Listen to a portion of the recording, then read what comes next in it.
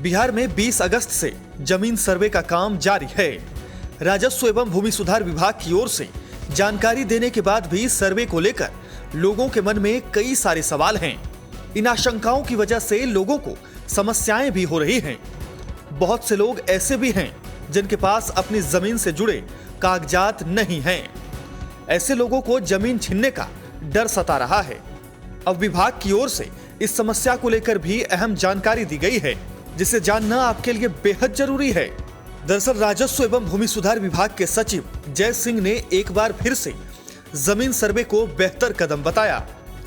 उन्होंने कहा कि कुछ लोग भ्रम फैला रहे हैं।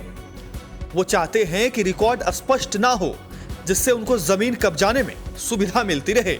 जय सिंह ने कहा कि कुछ लोगों की निजी रुचि जमीन को लेकर हो सकती है।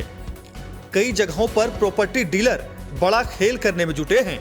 वो जमीन को बेच देते हैं और जमीन मालिक को पता ही नहीं चल पाता। यहीं से जमीन विवाद खड़ा होता है। उन्होंने लोगों से अपील करते हुए कहा कि किसी के बहकावे में आने की जरूरत नहीं है। सर्वे की प्रक्रिया में बढ़ चढ़कर भाग लें। उन्होंने साफ कहा कि सरकार किसी की जमीन नहीं लेने जा रही है। सर्वे की प्रक्रिया में मात्र दस्तावेज तैयार करना है। वहीं जिन लोगों के पास अपनी जमीन के कागज नहीं हैं, जय सिंह ने उनको भी चिंता करने से मना किया है। इस संबंध में जय सिंह ने कहा कि बहुत लोग इसलिए संशय में हैं कि उनके पास पर्याप्त कागजात नहीं हैं। इसके लिए हम लोगों ने बार बार कहा है कि पूरा कागज नहीं है तो आपकी जमीन होने का कुछ भी प्रमाण है, उसको ही स्वघोषणा पत्र में लगाएं और सर्वे की प्रक्रिया में भाग लें। उन्होंने कहा कि अभी इस प्रक्रिया में 3 बार सुनवाई होनी है।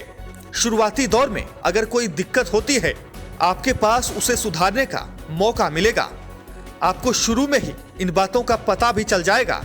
उन्होंने कहा कि अगर आपके पास जमीन के कागजात नहीं हैं, तो भी घबराना नहीं है।